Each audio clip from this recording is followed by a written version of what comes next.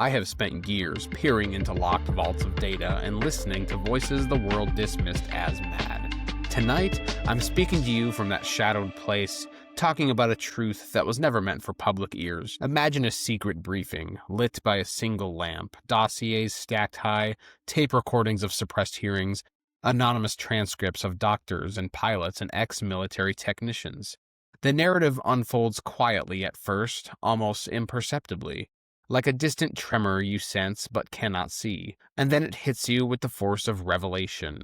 What we've always believed about ourselves, about human nature, the cosmos, our very souls, is a lie. In the depths of this archive, one disturbing idea stands out above all others, that in the eyes of non-human intelligences, we are not the masters of this planet, we are not the center of the universe, we are the livestock. For generations, our official story has been this: humans are the apex of creation. Our religions, our science, our history textbooks all told us we are the rightful stewards of Earth, perhaps unique and fated to conquer the stars. Benevolent images of our place in the universe were carefully painted, Genesis declaring humans made in divine image, Enlightenment thinkers crowning man as god of this world. In classrooms, we learned about brave explorers charting unknown lands and scientists unlocking nature's secrets. Governments, too, sold us the myth that any unexplained skylights or strange metal in the dirt are puzzles to solve, not cosmic threats. We clung to that worldview, humans on top, aliens for fiction, consciousness confined to brain. It was the comforting story, but now the pattern of whispers and clues scratches at the edges of that narrative, threatening to tear it apart. When I first encountered references to the container hypothesis, I almost dismissed it. The very term sounded outlandish, yet I'd heard it repeated often among insiders, like a dark joke in classified circles. According to secret murmurs, NHI, or non-human intelligence, doesn't see us as equals or dignified beings at all. They see us as vessels, as hollow forms meant to hold something far more valuable. As I pulled thread after thread of testimony and data, a picture emerged like a schematic for a truth bomb. Something had treated the human body not as sacrosanct, but as container. Let me walk you through what I found. Take, for instance, one of the earliest claims. In the late 1980s, an anonymous figure known to many, but never officially recognized, reported having glimpsed a mysterious yellow book. In clandestine interviews, he said this artifact, an alien-authored dossier, described humans in utilitarian terms. Human beings are containers, it allegedly stated, as if that word needed no explanation. Containers for what, exactly? The account suggested for genes, for souls, or whatever. Alongside that pronouncement, this figure said the manuscript casually noted 65 separate genetic interventions in human evolution. 65 times an outside agency had tinkered with our DNA, as if we were lab rats being improved like test tubes. Supposedly, this book even hinted that organized religions had been set up to keep these human containers in line, tools to manage our biovessels quietly. There was no official verification of this story. No copy of the Yellow Book has ever been turned up.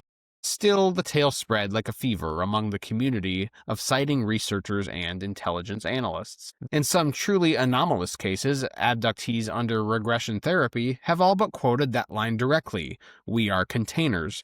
Some say they heard their captors proclaim. At Harvard some years back, a social science study reported dozens of such testimonies. Not thousands, but enough, maybe 1 in 100 abduction narratives, mention humans as experimental vats for some alien purpose. That's tiny in percentage, but think about it. Why would these bizarre phrases recur verbatim across time and cultures? You've got a professor in North America in 1998, a farmhand's wife in Western Europe in 2005, an engineer in Japan in 2018, each wake from a weird dream under hypnosis to say calmly, "They told me humans are containers for their offspring." When I started correlating that with historical lore, the coincidences piled up.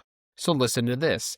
The Nag Hammadi Gnostic texts from the 3rd century AD talk about a ruler named Yaldabaoth, who created man as a container and sowed forgetfulness so the divine spark wouldn't escape. These Gnostic scribes painted humans as walking graves for the soul, designed by malevolent archons, spiritual beings that envy life. Jump ahead 1800 years and a modern mystic under hypnotic trance describes much the same trap.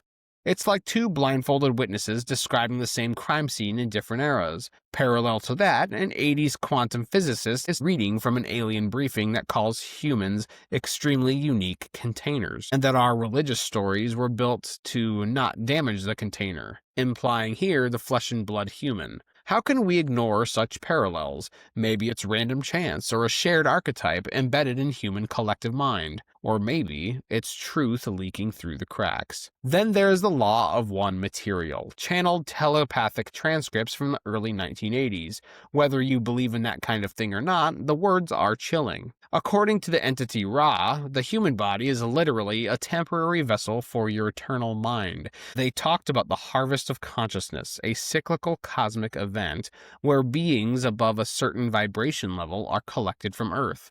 The language is mystical, sure, but notice the concepts. A harvest, a container, they use the word vessel, and a broader intelligence that takes interest in our spiritual frequency. And it's not malicious in their telling, it's portrayed as evolutionary. Still, it's the same pattern, watching us from beyond, treating each life as a unit in a vast system. Half a world away, a completely different researcher saw a similar scheme. Robert Monroe, founder of the OBE Institute, detailed his near-death transcendences in the mid-1980s. He didn't call it NHI or aliens, but he was shown that Earth is like a cosmic farm, a garden to cultivate refined emotional energy, which he coined loosh. Pure loosh is born of our deepest joys like love, he said, but there's lots of loosh from fear, pain, even war. Someone in that vision learned how to tap us for this energy. Monroe fell into deep depression after receiving that information because it felt like discovering we're just cattle being milked for soul stuff. His accounts map onto the idea. The container is irrelevant. It's the emotional output they want. And indeed, some believe Earth is just a big loosh farm for extraterrestrial clientele. In those encounters and documents, humans were being cultivated biologically and emotionally. Yet on another front, a surprising cross-section of ex-government insiders revealed that they've been tracking exactly that. The advanced aerospace program they quietly funded wasn't just about UFO propulsion. It included a section on human effects. One high-level contractor, speaking under declassification requirements, acknowledged that investigators began noticing odd afterlife signatures at UAP crash sites. One intelligence manager marveled at links between UFOs, ghost phenomena, and people's near-death experiences. In one tangent, he described something called the hitchhiker effect. After some officers visited a field with a crashed UFO, bizarre paranormal events followed them home. Objects moving on their own, lights switching off, spouses hearing otherworldly voices. A physicist on the project speculated in private that our consciousness itself was becoming entangled with whatever these phenomena were.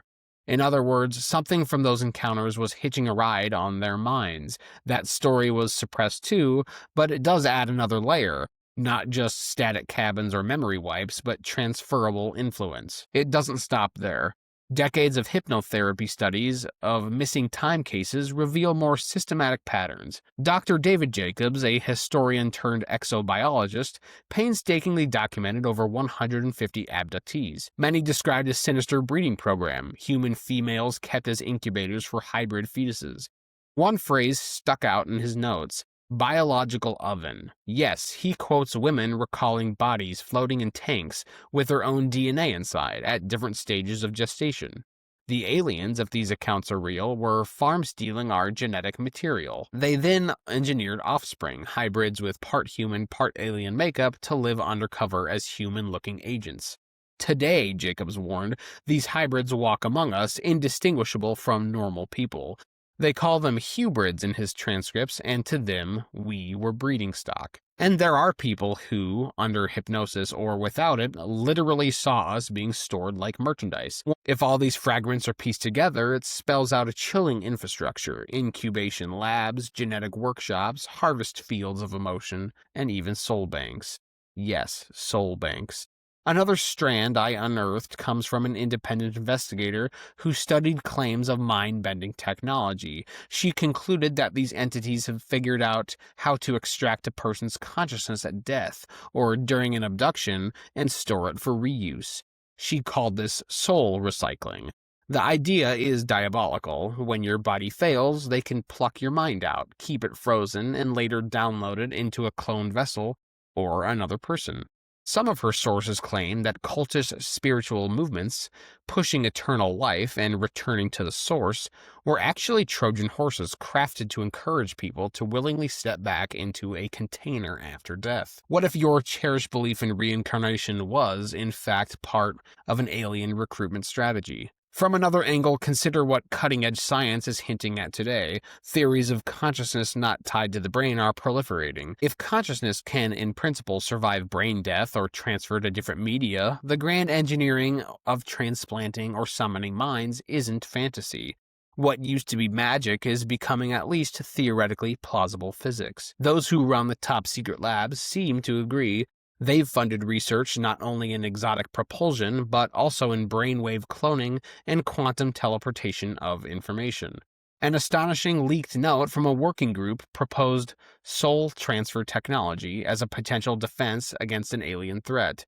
In other words, if these beings are already harvesting us, maybe we could do it to them. And indeed, over the past 2 years, Congress has heard about something chilling.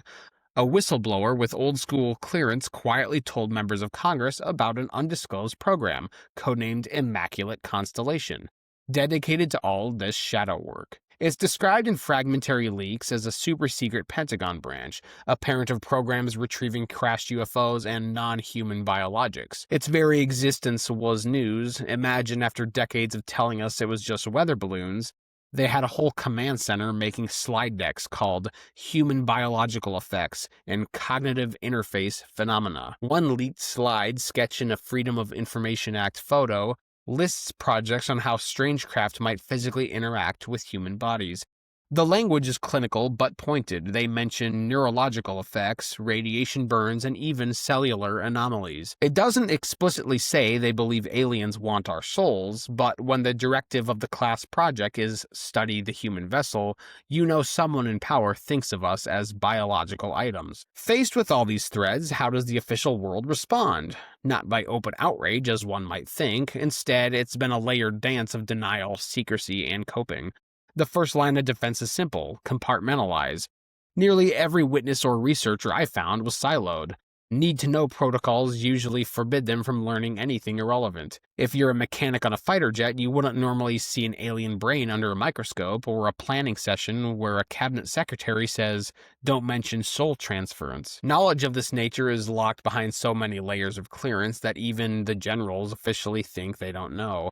Meanwhile, any minor breach is dealt with swiftly. Whistleblower complaints get reclassified as personal stress or mild surveillance issues, and the public is bluffed into thinking these folks are crazy or politically motivated. When small parts of the story do leak, like hints of recovered craft or weird testimonies, public agencies actively muddy the waters. For the last few decades, our Air Force and NASA have carefully never admitted one darn thing about life beyond Earth.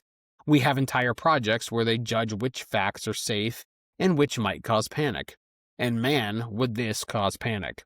The very phrase harvesting consciousness sounds like sci-fi horror. Officially, U.S. intelligence has deliberately called these phenomena an aerospace threat, emphasizing the metal and propulsion angles. Human harvest? No, we're just a radiation experiment gone awry.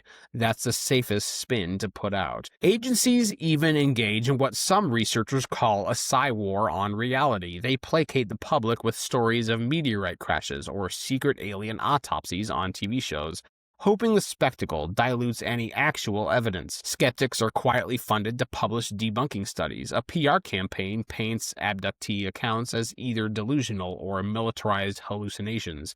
And worst of all, many in the system fear ontological shock. The idea that telling people we are not the final word on consciousness could destabilize society.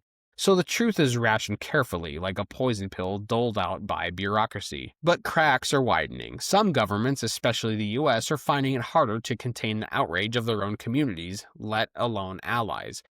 Key documents have been unintentionally declassified, reporters have pressed with leaked testimonies, and citizen groups on surveillance feed have built their own mosaic of evidence. Yet, even as the puzzle emerges, the mental gymnastics most officials practice is startling. They will acknowledge something unusual, then pivot away from the mind harvest implications as if it were lunacy. It's like they can't afford to let the full picture coalesce. I sense a discipline of an intelligence tradecraft in the way I heard all of this. Calm voices recounting nightmares. The tone is almost dispassionate, as if it's just another mission brief. But underlying it all is a creeping horror. Think of it this way. If every major religion taught that aliens created us as living prisons for our divine essence, would any of us remain calm? Yet that is exactly the implication when you trace this data to its end. Under my hands, the finale is that humans are not what we thought. We are not independent godheads roaming Earth. We are exquisitely engineered biological processing units, hybrids in the making, reactors for emotions, carriers of conscious cargo. And now the philosophical part. What does this mean? Are you feeling queasy yet? Perhaps you should. But I promise you, this knowledge need not leave us in despair. The opposite might be true. If our consciousness can indeed roam free of the body, perhaps this hints that death is not final at all. Maybe that's the cruel coin of the realm. If we are containers, then by definition there is a contained soul or mind, something beyond the meat. It may mean every tear we shed has currency in the universe. Every joy we feel is precious. We might not be the farmers, but maybe we are the seeds of something greater. Maybe this is why so many cover-ups, because somewhere, something knows the span of a human life matters to those who collect these souls, and perhaps knowing this can awaken us to our own agency. It can break the hypnosis of believing we are insignificant. Consider what some of the silencers fear, that humanity, once we understand consciousness is the real wealth, might find a way to defend it. If they've studied interdimensional tech or soul transference, maybe so can we. We must face the possibility that we were wrong about the cosmos, and in that humility lies a kind of freedom. Our fear was built by ignorance. Now that the light is shining, we can start to move in unison, learning. Some final clarity. If our minds truly transcend flesh, then the harvesters at least agree on one thing with the mystics. Our essence is eternal. That is sobering. So the next time you feel the thrill of passion or the ache of grief, remember, these emotions are not trivial. They are the raw fuel of being alive in a universe that watches. We have been containers, yes, but containers of life, memory, and perhaps irreducible spark. What happens after we leave this body, no one can say for sure.